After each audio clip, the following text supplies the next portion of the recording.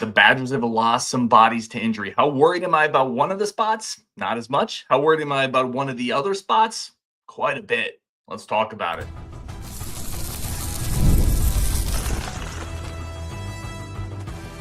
You are Locked On Badgers, your daily podcast on the Wisconsin Badgers. Part of the Locked On Podcast Network, your team every day. What is going on, Badger fans? Welcome to Locked On Badgers, your team every single day, part of the Locked On Podcast Network. I'm your host, Ryan Herrings. Really do appreciate everybody. Pop-up live show. I just got back off travel. I see Matt's in the chat. What's up, Matt? I'm your host, Ryan Herrings. Thank you for being an everydayer. Thank you for being part of this channel and this community. Today's episode, we are talking about injury concerns, offensive line, tight end, quarterback, a few other spots. Which ones worry me the most? Which ones do I not think are a massive deal? We're going to talk about all that. Today's episode brought to you by FanDuel. Football is right around the corner. Visit FanDuel app today. Start planning out your future bets now. We got Badger Maniac. You were not first. Almost first, Badger Maniac. Kevin, KBJ, or KBG, great friend of the show. Family Man Ty. He's flying to Milwaukee, dude. Safe travels. Safe travels. Enjoy it. I just got off a bunch of flights. Really quick side note. If you're sitting in the middle seat of an airline, those armrests are yours.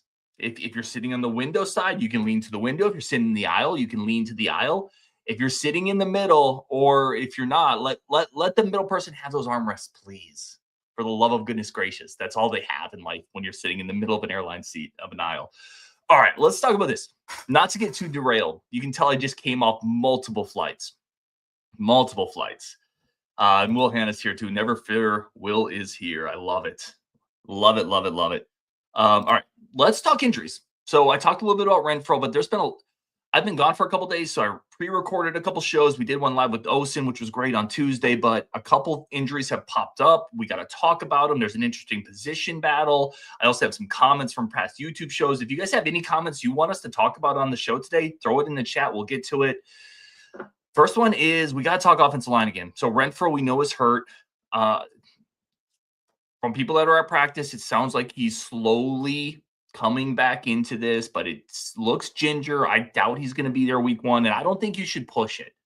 Because if this team needs a Jake Renfro to win week one or week two, I would very much, with his injury history, I would very much err on the side of caution with Jake Renfro. You know, maybe if you can get him back. I think here's my ideal. I think if you can get him back in week two for some reps, then you can get some type of some game action before Bama, right? And then you get Maryland, then you get the bye. But I don't know. Who knows with him? Certainly there's an injury history there. It stinks. Like, it stinks for him. Let's acknowledge that first. These are players that put an entire offseason into this. And I can tell you, I've talked to Jake Renfro. He is so excited about this year and this offense and about beating Iowa specifically. But it stinks for him, and I want to acknowledge how frustrating that's got to be for a player. But for the Badgers, Kerry Kadenko, the number 2 center, also got banged up. This is where the depth of this line is already being stress tested, and we're not even into the regular season. Now, it sounds like Kadenko isn't a serious injury, but you're missing reps. This is a guy who has some experience as a backup center last year, but he needs all the reps he can get, and now he's banged up. Renfro's out. You have Ryan Corey, the redshirt freshman, who I like. I like Corey. If you go back and listen to the shows when he committed, I like Corey. I like his athleticism at that spot. He's got some toughness to him. He's had snapping issues, and that's really probably not even something that you should blame him for. He's a young player transitioning into that spot, but that depth is getting there. I had a comment on one of the shows recently that said this is a 3 or 4 win team, and I don't agree. But if it is, I think the offensive line depth and having a couple injuries there is going to be a reason why. And some of this I do think is on coaches. I think we got to be fair here. I thought, and I said this during the offseason, I thought they should have tried to get another offensive line, even before the Haywood injury. I thought they should have tried to get another experienced offensive line, maybe someone that you could, a swing guard, somebody else, but they've had a lot of injuries. That's not on them. Haywood got hurt. Renfro's been banged up. Kadenko's banged up. Obviously, Nelson has been banged up. So some of that's not on them, but this is getting pretty dire. And people need to understand this could be a major problem. If Renfro stays limited. This is to me like a 4 or 5 fire alarm. I was talking to my good friend Curtis earlier, and he said, I'm not that worried about it because they're going to scheme it up. I'm like, fine. I don't know. It worries me. The offensive line depth worries me. Renfro being banged up again as a guy who's been injury prone worries me. He was a guy. Here's the thing: if you remember when Renfro first came over, he was banged up and he was supposed to come back and then come back and just kept lingering. Right? If you remember that, where it just kept lingering and it was like, is he going to be back by week 6? No, week 10, and eventually just never really came back until the end of that year against LSU. I'm worried something like that could happen this year. And it stinks for him. It's nothing he's doing wrong. It's not his fault, obviously. But offensive line depth is a problem. And I think it's going to get better. I like the young pieces on this team, but it worries me. It absolutely worries me. Joe Shalom says 5 wins tops. Rob H says 5 or 6 wins. Family Man Ty says, remember when it's moved Caden Lyles to offensive line? It was the other way around, actually. So, but you're right. We had to move Caden Lyles from offensive line. He was the 4-star center that we picked up out of Arizona, the brother of Kari Lyles, the quarterback. We had to move him to defensive line because we had no defensive lineman that year. Maybe this is a case where we move a defensive lineman to offensive line this year. Like, it's getting close to that point, and you're going to need some young players to step up. And listen, this is part of football. There's teams, was it a Baylor or some school, Kansas, that just lost one of their starting running backs. I mean, this is football. Injuries happen. We're not unique to this, but it does feel like it's hitting us at one of our weaker spots on the depth chart. Okay, let's talk more injuries. Tucker Ashcraft. This one stinks too. It sounds like a lower body injury. He's going to be held out for a while. Obviously, they haven't released the extent of it. We're not going to know that. But if you read between the lines, tight end Tucker Ashcraft, if you read kind of the tea leaves, it sounds like he's going to be out a while. Having talked to Tucker Ashcraft, once again, I would like to reiterate, it stinks for the player. And that's really, honestly, I'll be completely honest. And this is where some of my reactions have changed, right? Because I've had a chance to talk to these players.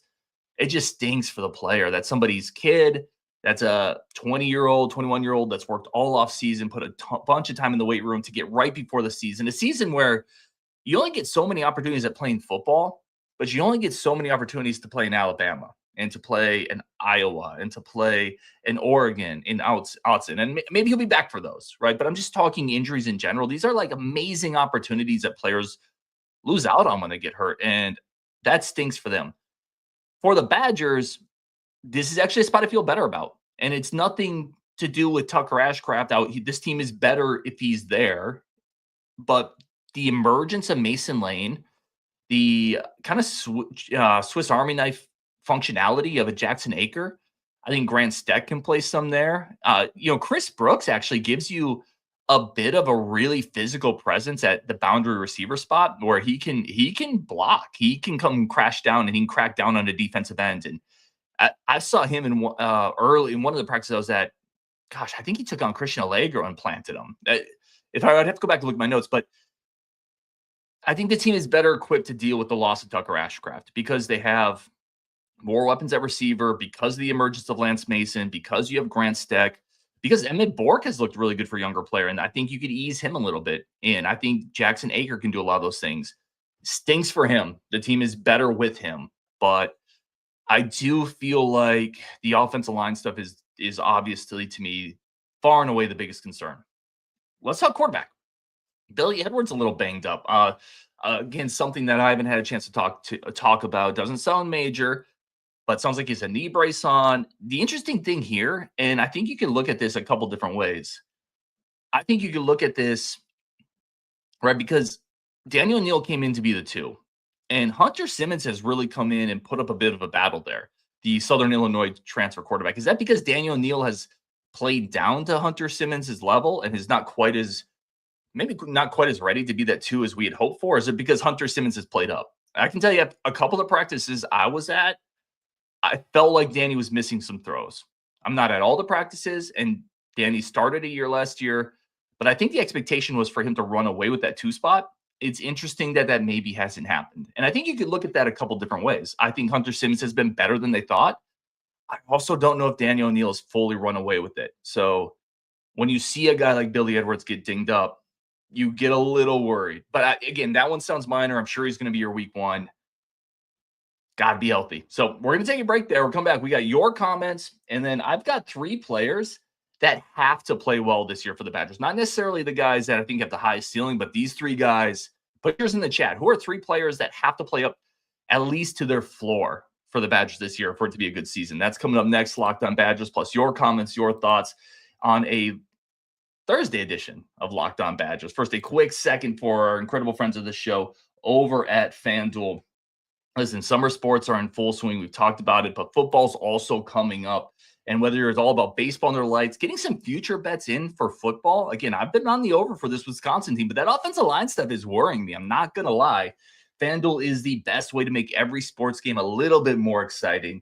And if you're already following the action, you can do live in-game betting, plus parlays, futures, teaser spreads. You can get into it with your friends. It is phenomenal. Like, FanDuel is the best betting interface you're going to find. You get quick payouts. And if you're using FanDuel, you can track matchups. You can do live in-game betting to keep the game spiced up. You can do parlays and futures and teasers. They have every type of betting action you want. And there's a ton of sports that are about to be unleashed on us all because fall is coming. Let's go.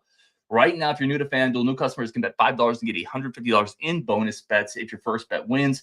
Open the FanDuel app today. Visit FanDuel.com to get started. All right, let's talk about 3 players. I'm going to give you my 3, and then you guys tell me. This is almost the 3 most important players, not necessarily even the 3 best. Who are the 3 players that have to play up to at least their floor this year for the Badgers to be successful? It's a little different way of looking at it. The first one to me is obvious. It's Billy Edwards. Billy Edwards has to be solid. Partially for some of the reasons we just talked about. I don't know if I feel quite as strong about Danny O'Neil coming out of fall as I kind of thought maybe out of spring. But Billy has to be good.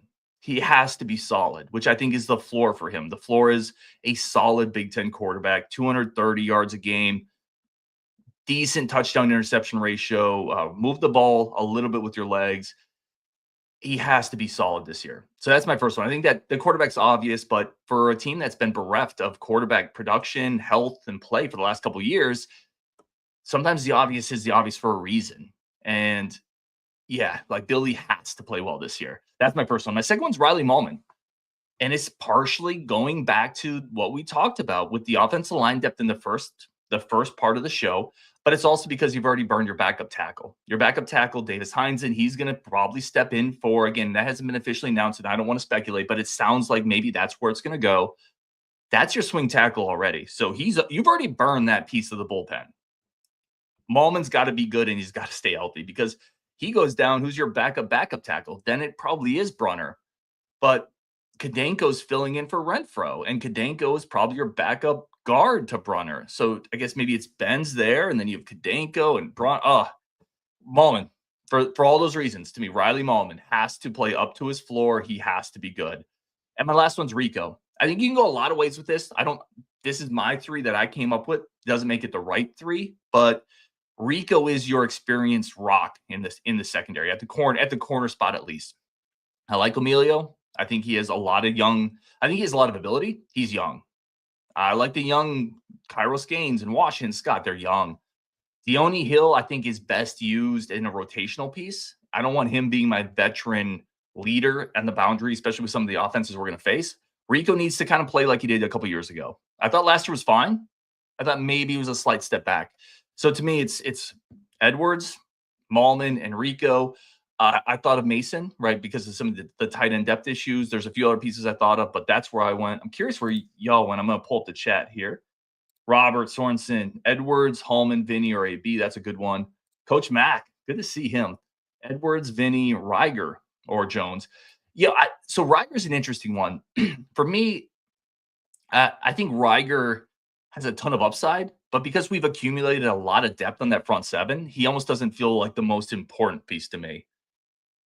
But again, that's just my thought. Badger Maniac says Agard, Edwards, DT. Who's DT? Oh my gosh, someone's gonna just yell at me for not knowing this defensive tackle. I'm not sure. I've been traveling a lot, and it's been long days. I haven't slept a ton.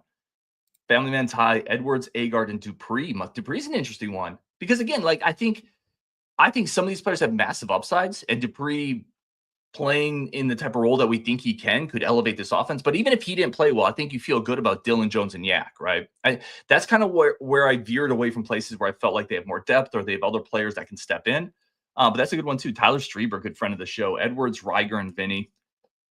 Vinny's a really good one. I have several answers here for Vinny. That's a really good one because I don't know if we've seen Ballard take a massive step this fall, at least not consistently. Tretch is a bit of a slot guy. Tyrell Henry's more of a slot guy. Eugene Hilton's young. Vinny does have to be a rock at receiver one. He has to be your WR1, and he has to consistently be there and be available to move the sticks on 3rd and 4, on 3rd and 8. He has to get off tough coverage. He has to catch the ball. He has to route up other teams' best corners or be kind of a high-low zone concept because teams are going to bracket him potentially if those other receivers don't kind of step up. So, yeah, Vinny's a really, really good one. James, somebody steps up. That's how stars are born. Let's go. Robert Sorensen could get 8 or 9 wins, probably 6. My hopes are growing, though. The offense goes as the running game goes. And the running game goes as the offensive line goes. I mean, to some degree, right? Great running backs can make mediocre offensive lines look better and vice versa. But, man, that offensive line is what it's all about. Joe Shalom, man, I hope you're wrong. Listen, you're right. You could be right. I hope you're wrong. He says lose one early, then go 4 and 8 in the Big Ten to finish. To finish 5 and 9. No, 5 and 7. Sorry, my math is off. I apologize. Mitch James says Rico.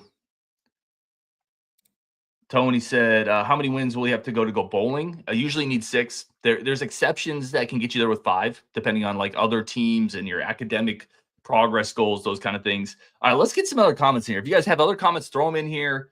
Let me know. I have some other comments from past YouTube shows I wanted to get to. This was a question from Young Clip. Will Eugene Hilton overtake Ballard as the number 2 boundary? I don't think so, but I think Eugene Hilton's going to play a lot. Here's the thing with Ballard. Like, there's certain things where even if they're not overly productive, the skill set forces defenses to do certain things. You know, and Ballard just has size and speed. Even if he just used them to deep post, 9 route, vertical, deep crosser, like his speed and his size are going to attract some attention. They're going to force some defensive adjustments and maybe keep a safety a little deeper. I think his presence on the field is a force multiplier for the rest of the offense. It's like having a really good 3-point shooter in the corner. Even if he doesn't shoot a lot, the defense has to hug onto him a little bit more, and it creates lanes in other spots. And because of that, I think he's going to be your number 2 boundary. But Hilton's going to play. Hilton's been too consistent, both in the practices that I've been there for and many of the ones I haven't been, to not play. So it's a really good question from Young Clip. I think this question was actually for Nick Osen. We didn't get to it, but I wanted to address it to make sure he saw that we're hitting it. So I think the answer is no, but he will play. Griffin Case says Wisconsin will win one of Oregon or Ohio State this year. I think out of those 2, it's Ohio State, and simply because we're playing them at home, and we get Oregon at the end of that 4-game stretch. Both teams breaking in new quarterbacks. You never know with new quarterbacks. You never know. Both teams are pretty high on the young quarterbacks they have. Moore at Oregon is somebody that they've been pretty high on. Both teams are stacked. Their blue chip ratio, I think Ohio State is at like 90-something%. I mean, both teams are absolutely stacked from a talent perspective, but that's why you play the games. There's no such thing as an automatic loss. Those are tough games, but I'll tell you, the first year I worked at ESPN, the very first game I did, and younger fans may not know this game, but old heads, college football guys, gals, they will know this game. So when I say the very first game I did, I would do the stat tracking for games. So I'd watch the game and I'd input the stats in this program we had called Stat Chart or something. I forget what it's called. But if you were following along with the stats live online, the person populating those stats was a guy like me. I would do run by number 4 to this yard line, and it would populate on ESPN. So ridiculously great job, right? I'm watching college football and doing the play-by-play as it's happening. The first game I did, because they weren't going to put a new guy on a game that was going to be tough or tight, they put me on Michigan, Appalachian State.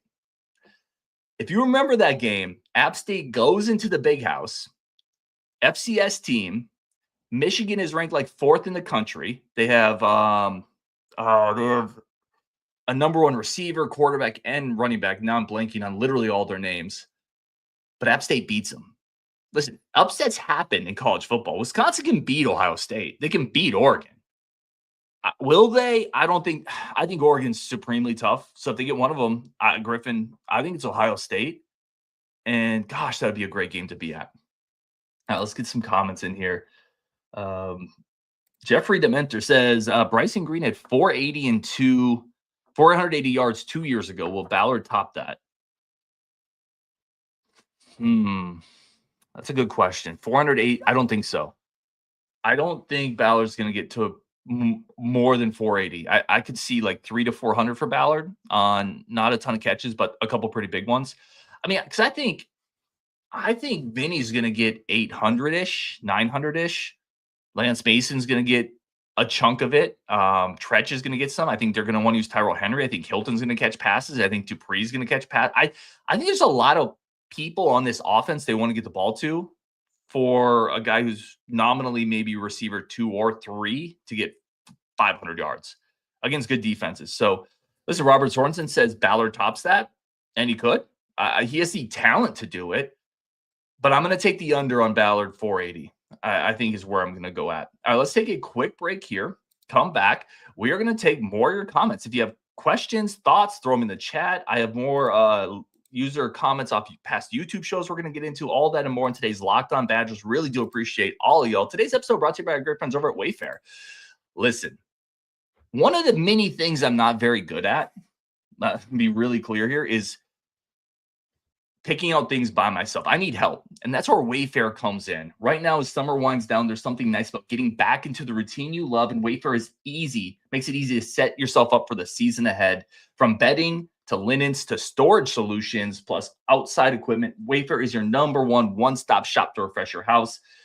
And they have everything. Like we recently got an outdoor swing on Wayfair. We've gotten blinds on Wayfair. I've ordered a kind of a cool modern wood stove on Wayfair. And again, this is where I say I need some help sometimes. So Wayfair curates and builds this incredible collection of stuff for your house, your outdoor spaces, your indoor spaces. And then I can just pick and choose. And it makes it a lot easier for me. The shipping's fast. It's easy. The prices are great. There's reviews of the products. Wayfair is one of my go-to places. It is my go-to place for stuff like this. So if you have to give your home the refresh it needs, go over to wayfair.com, get organized, refreshed, and back to your routine for way less. Head over to wayfair.com right now. Shop all the things home. That's WAYFAIR.com. Wayfair, every style, every home. Let's get back into this. Some more comments and questions I had from previous shows. Let's hit a couple of those up. This one is from Craig Thistle. Lance Mason is a far better, well-rounded tight end than Koziel. He gets into doing the dirty work. Koziel did not. It's hard to argue it. Like, it got tough for Koziel, and he left. And there's another comment down here I want to hit up. This is from Sharp. He said, saying losing Koziel is good is total cope. Because I said, listen, I made a point in one of my hot takes recently, and not even a hot take, it was losing Tanner Koziel was the best thing that could have happened to us. And Sharp is saying, nah, that's cope. And I would have originally agreed with Sharp. In fact, if you remember the show I did after we lost Koziel, even bringing in Lance Mason, I said it's not a win for the Badgers. You don't replace a Tanner Koziel. I think I was wrong. You don't want a guy on your team that's going to fold, and a guy on your team that I think he thought practice was a little too hard. People were a little too hard on him. I think maybe this was just a little bit too big of a place for him, right? And Lance Mason's not like that. You want guys who are going to hold the rope. You want guys who are going to hold the line. You want a guy who's going to get a mouthful of face mask against Iowa and then get back up there and get in the huddle. And that's going to be Lance Mason. From talking to him, talking to the people around him, I don't know if that was going to be Tanner Koziel. So it's better you lose that guy before the season than find out in the middle of the year he's quitting on you. Just my opinion, but I think at the end of the year, we're going to be very happy with that trade. And I didn't originally think so. And I think I was wrong. I'm very clear on that. Let's go here. More thoughts, questions. Badger Maniac, I think 1,500 rushing yards for this running back room is more than possible. Yeah, I agree with that. I think if you're looking at the entirety of the room, I agree with that. I think Dylan could get you 1,000, maybe a little bit more. And I think certainly Dupree and Yak. Yeah, I think that's a good call. In fact, we had a comment over on this side talking about Dylan Jones getting 1,500. That's from Jerry S. Dylan Jones becomes a star and goes for 1,500 this season. Badgers play the big boys tough and will return to beating Iowa, Illinois, and Minnesota annually. Jerry, love that comment. I don't think Dylan's going to get 1,500. I don't think you're going to want him to get 1,500 because you have a Dupree, because you have a Cade. Like, why? Almost don't run him into the dirt because you don't have to. It's going to take a decent amount of carries against this schedule to get 1,500 yards. So I think you want to avoid that, but I think he's going to go for 1,000, maybe 1,100. And then Dupree's going to come in, give you 300-400. Yak's going to give you 300-400. I think more than 1,500, to be honest. Going back to what Badger Maniac was saying, I think this rushing attack and those 3 running backs are going to give you really good production here. Coach Max says 2,530 tutties for Edwards as a ceiling. Yeah, I don't even know if I'd put 30 for him as a ceiling. That seems high to me. With this schedule, with what I think could be some concerns in pass protection, I mean, if he gets you 25 and 30, especially if it's 30 and like 12 picks, 13 picks, this team's going to be tough because I think the running back room is going to be really good. That could be a really good offense. That offense, if he hits that ceiling, coach. Oh, he said that's passing and rushing. Gotcha, coach. That makes more sense. Yeah, if he hits that ceiling, I think this team is going to be pretty good offensively. Joe Shalom says we're being homers. And maybe, right? Again, this show in this community is always a spot for all opinions and voices. As long as people are respectful, and I think for the most part people are, all room for opinions and voices. Joe, let me know where you think Edwards is going to be. Like, what do you think his ceiling is going to be? TM says we should be thankful for Ryan. The majority of these other Locked On hosts are delusional, or they really believe they're on their team. I feel like I'm pretty delusional at times too. I get like you buy in, right? Because a lot of Locked On hosts are fans. I'm a fan. I do appreciate you, TM. He's on a lot of shows too, but I get delusional too. I definitely do. Mitch says I like big fast receivers on the receiver screen. Have you seen them throwing Ballard the screen? I haven't seen a ton of Ballard on like a smoke screen or receiver screen. I've seen him more on jet sweeps. They've been getting the ball in certain places. You see Henry get the ball in some screen action. Tretch get the ball in some screen action. Lance Mason, they threw a tight end screen too. They're trying to get the running backs involved there. But I do get your point. I think they will try to find ways to get Ballard the ball because he is fast. He is big. He is tough to bring down. And if he can get him a seam, if you can seam him off a screen, he's a threat to take it. Deco Crowdis is another guy that they tried to get the ball a little bit in space too because he's a burner too. Let's keep going here. A couple more comments from previous shows we got.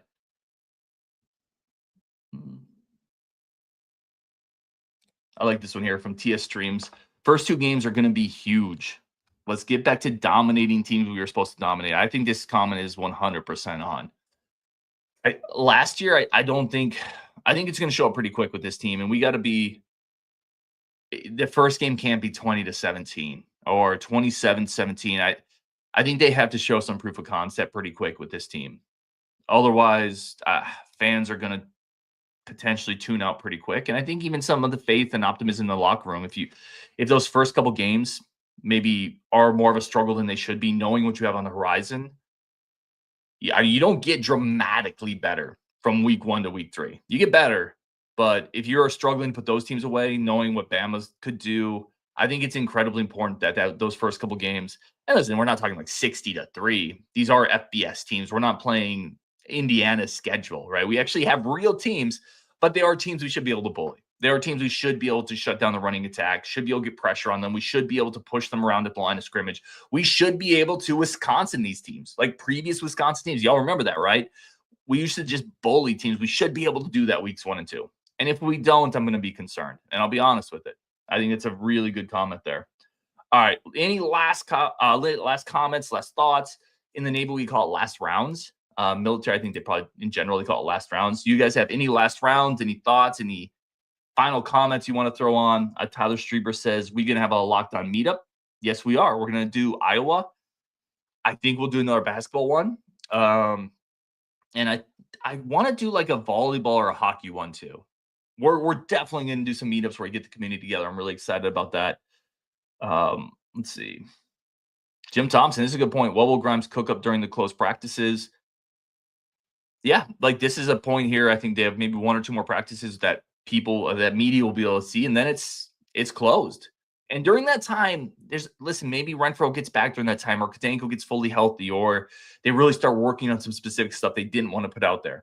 I can tell you this, there's going to be things this season offensively that Badger fans are happy about. You're going to see a return to motion and a running scheme that I think fits this offense a little bit better, fits this scheme a little bit better. You're going to see a return to some things that feel a little traditional Wisconsin with a modern twist. I'm promise you that. You can clip this and save it and put it on Twitter if you don't see that kind of stuff. You're going to. And I think players have to execute it.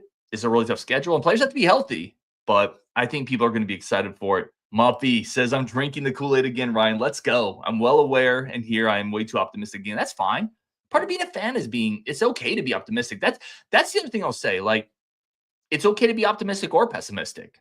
Take whatever read you want to take going into the season. Be respectful about it, but there's nothing wrong either way. And ultimately, what I always say, and I say this on the Discord too, we all want the same thing, I think, right? I mean, whether you're pessimistic or optimistic going in, you just want this team to do well. You want this program to get back to where it was. You want football to be fun again. I think in that sense, it's all good, right? The entire spectrum of where you're at, optimistic, pessimistic, doesn't matter. We all want the same thing, and hopefully it gets there. All right, we're going to wrap it there. Really do appreciate everybody tuning in. I know it's kind of a pop-up show. I apologize I didn't get this show out earlier today. I've just been in the air and traveling all day, fighting for my armrest space. I did fly with somebody today that she said she didn't like armrests. They're uncomfortable, she said. So she put it up, and I just had to that was a lot of body-on-body contact for a 3-hour flight. Oh, anyway, on Wisconsin, really do appreciate everybody. Thank you so much for tuning in, and we will definitely talk later.